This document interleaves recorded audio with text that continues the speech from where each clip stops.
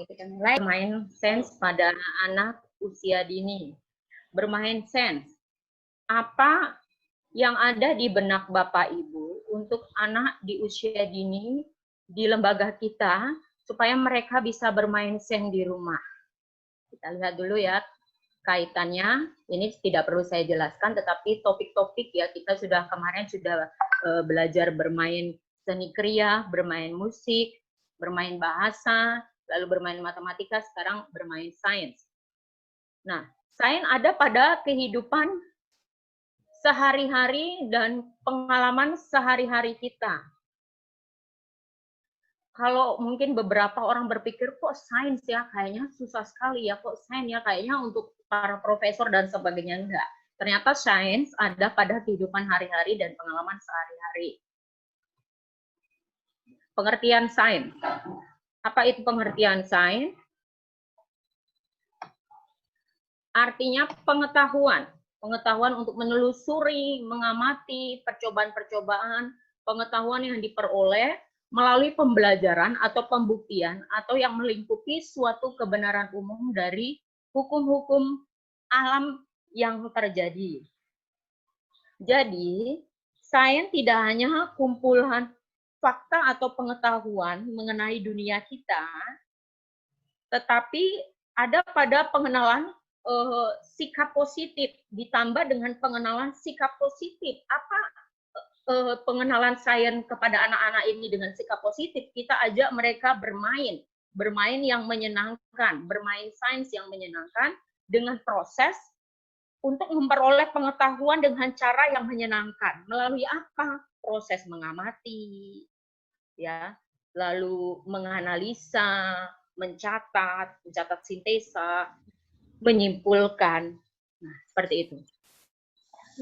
Bermain sains pada anak usia dini adalah salah satu kegiatan untuk mengembangkan aspek perkembangan dan potensi yang dimiliki anak, ya.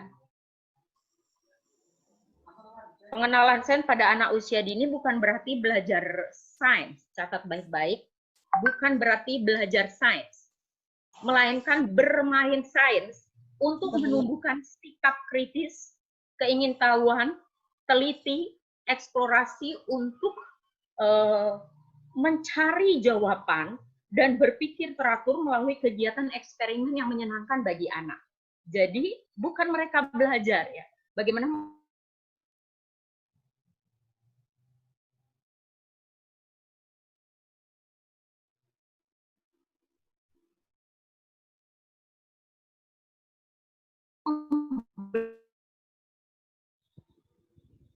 zaman anak saya waktu yang anaknya udah SMA dan kuliah, aku Dora, lalu ada peta, aku peta, lalu mulai memecahkan masalah, mulai bereksplor, mulai mencari keingintahuan, dan itu memancing anak untuk ingin tahu kenapa ya, kenapa nggak bisa jalanan itu, kenapa ada lubang di sini. Nah, itu mengajarkan pengenalan sains kepada anak-anak. Oke. Pengenalan sains pada anak usia dini merupakan hal yang sangat penting. Kalau ditanya penting, sangat penting. Ya, dengan bermain sains sejak usia dini, anak itu distimulasi untuk dia tahu benda, objek, tumbuh-tumbuhan, hewan, dan alam semesta, menggunakan seluruh inderanya, ya, penglihatan, penciuman, merasa, pendengaran, meraba, mengolah, serta membagi informasi yang diperoleh baik melalui hasil karya maupun cerita. Tujuannya agar berkembang seluruh kemampuan kognitif, bahasa, sosial emosional, nilai-nilai agama dan moral, serta seni untuk mendukung prestasi akademik, serta kesiapan menghadapi permasalahan dan tantangan di usia dewasa kelak. Nah, ini manfaat sains untuk anak usia dini. Manfaat sains, kegiatan bermain sains sangat penting diberikan untuk anak usia dini, antara lain apa? Explore ya, mereka mengeksplor dan investigasi, yaitu kegiatan untuk mengamati dan menyelidiki objek serta fenomena alam. mengembangkan keterampilan proses sains dasar, seperti melakukan pengamatan, mengukur, mengkomunikasikan hasil pengamatan, dan sebagainya, mengembangkan rasa ingin tahu, rasa senang, mau melakukan kegiatan inquiry atau penemuan. Anak-anak itu cenderung tanya, makanya zaman dulu juga ada film apa ini, apa itu. Kenapa ya kok bisa pilek? Kenapa ya kok bisa ada hujan? Kenapa ada embun? Dan sebagainya, selalu anak-anak ingin bertanya. Kenapa? Kadang-kadang sebagai orang tua juga kita sendiri bingung mau kasih jawaban-jawaban yang pertanyaan-pertanyaan kritis, karena memang anak-anak itu ya memang ingin tahu, punya rasa ingin tahu yang sangat besar. Tujuan bermain sains untuk anak usia dini apa? Yang pertama adalah mengenalkan dan memupuk rasa cinta kepada alam sekitar, sehingga menyadari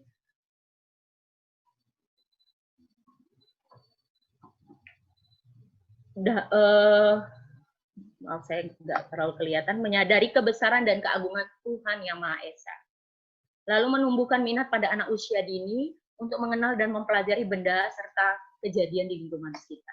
Kalau untuk pengagungan itu luar biasa, karena sains ini hal-hal ajaib yang terus dilakukan. Kadang-kadang sampai anak-anak takjub gitu kan. Wow, luar biasa. Iya, ciptaan Tuhan ini luar biasa. Kamu lihat bintang itu, kamu lihat bulan. Luar biasa ya, Ma, pasti seperti itu. Nah, lalu mengembangkan aspek-aspek yang terkait dengan keterampilan sains dasar seperti mengamati, mencari tahu, melakukan, menemukan, dan menyampaikan temuannya, sehingga pengetahuan dan gagasan tentang alam sekitar dalam diri anak menjadi berkembang. Saya agak cepat karena kita mau praktek juga ini ya. Lalu mengembangkan rasa ingin tahu, tekun, terbuka, kritis, mawas diri, bertanggung jawab, bekerja sama, dan mandiri dalam kehidupannya. Bapak Ibu, ini juga ada di buku 1 nanti ya, ada lengkap. Menggunakan teknologi sederhana dan konsep sains yang dapat digunakan untuk memecahkan masalah yang ditemukan dalam kehidupan sehari-hari. Jadi tujuan bermain sains pada anak usia dini harus masuk di dalam itu. Hal-hal yang sederhana saja tetapi menumbuhkan rasa kritisnya, ketekunannya, keterbukaannya, keinginan tahuannya, dan semuanya. Oke. Ruang lingkup sains ya. Ruang lingkup sains ada 3, yaitu sains fisik, sains makhluk hidup, sains bumi, dan lingkungan. Ya, kita lihat sains fisik dulu. Ya, sains fisik ini meliputi wujud fisik dari benda.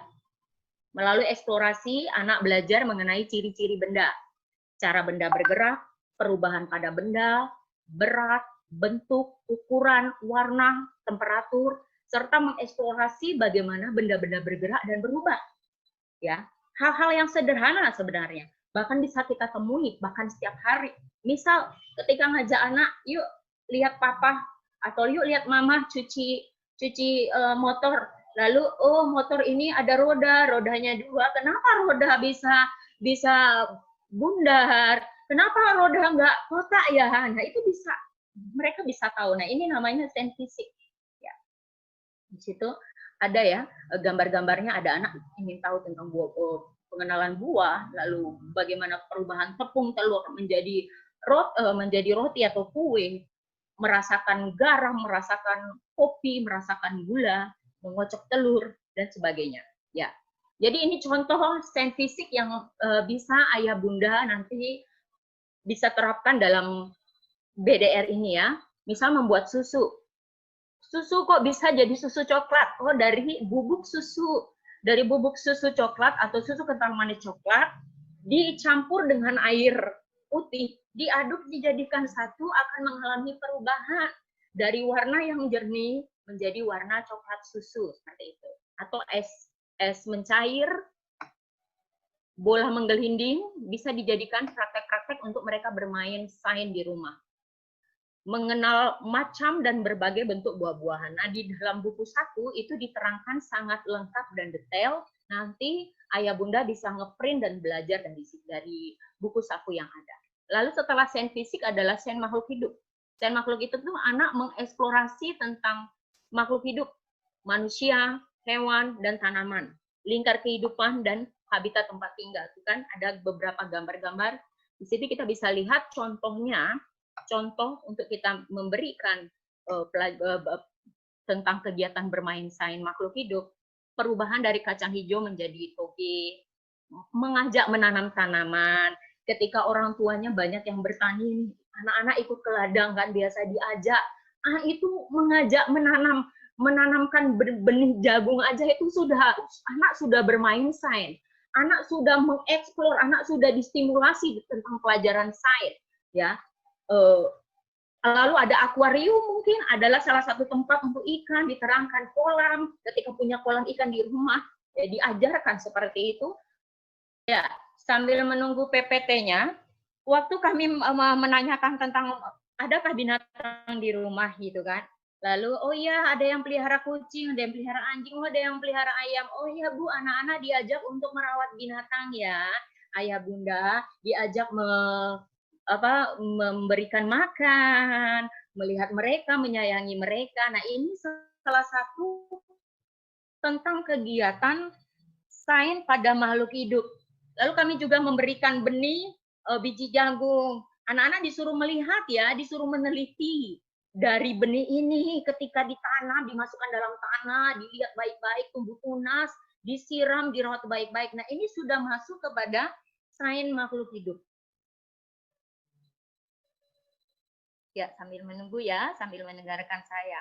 Lalu ada lagi sains lingkungan hidup.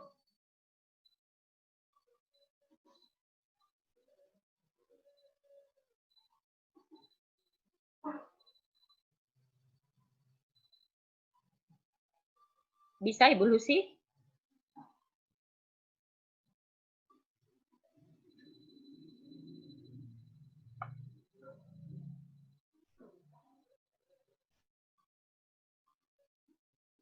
Oke. Sambil menunggu untuk PPT-nya, saya tambahkan lagi contoh sains makhluk hidup, bisa kita ngajak orang tua bermain dengan anak-anak melihat kupu-kupu. Dari kupu-kupu ini awalnya dari ulat, kok bisa langsung jadi kupu-kupu ya? Ayo yuk kita ngelihat bersama. Oh, sebelumnya dari ulat dia sembunyi dulu untuk jadi kepompong. Nah, bisa seperti itu kita membawa bermain sains dalam hal makhluk hidup ya. Ibu Lucy bisa keluar, Bu?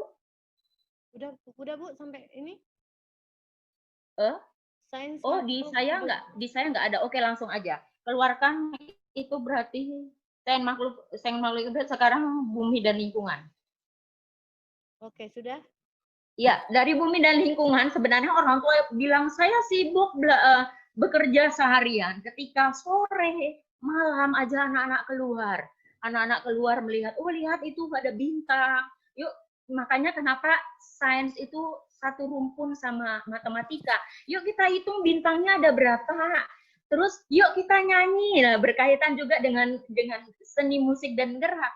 Bintang kecil, lah, suruh anak-anak menyanyi. Lalu wah luar biasa ya ciptaan Tuhan. Lalu masuk kepada dia tahu tentang agama, ya spiritual dan agama. Nah, ini banyak info hal-hal ya. Begitu juga baru-baru ini di Darit dan sekitarnya banjir kan. Bisa masuk di dalam hal itu ya.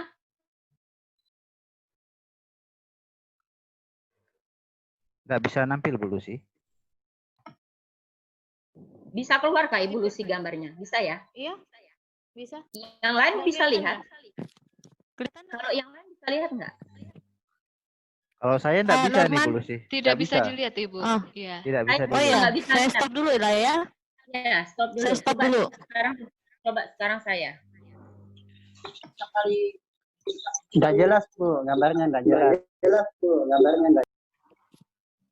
Nah, bisa lihat semua?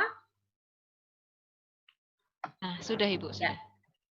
Ya, oke. Sains bumi dan lingkungan meliputi topik alam semesta untuk anak usia dini, lingkungan alam sekitar yang dapat dialami langsung oleh anak. Anak belajar untuk memahami dan menghormati alam sekitar dan belajar tentang sebab akibat, bahwa semua itu penting. Dan mereka mulai menghargai bahwa manusia dapat mempengaruhi saling ketergantungan dengan lingkungan, baik secara positif maupun negatif. Ada lagi contoh sains bumi lingkungan itu banjir. Kok bisa terjadi banjir ya? Oh, karena orang buang sampah sembarangan. Jadi supaya nggak buang sampah sembarangan, kita siapkan tempat sampah. Ajarkan anak-anak untuk, oh, sampah itu dibuang pada tempatnya, dibuang di tempat sampah, gitu ya. Kalau yang saya sisipkan, ada yang sains makhluk hidup tadi agak kelupaan. Sains makhluk hidup lagi. Kenapa sih kita di rumah terus? Oh, gara-gara virus corona. Nah, virus corona kan mikroorganisme masuk di makhluk hidup kan. Yuk kita nyanyi, mama punya nyanyiannya. Lalu terus nyanyi corona. Masih ingat kan? Corona, virus berbahaya gitu. Jadi ada banyak hal yang bisa kita temukan. Sains fisik, sains makhluk hidup, sains bumi dan lingkungan. Nah, ini contohnya.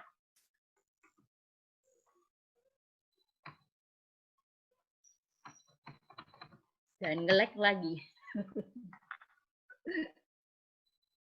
Ditutup aja, Bu. Ya, saya tutup dulu, saya keluarkan lagi ya. Oh ya, udah oke.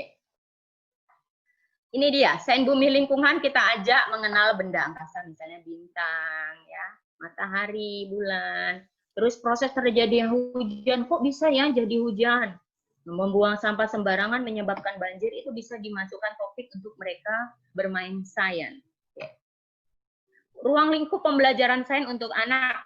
Nah, ini mungkin bisa Bapak Ibu foto ya, karena saya nggak terlalu banyak menerangkan.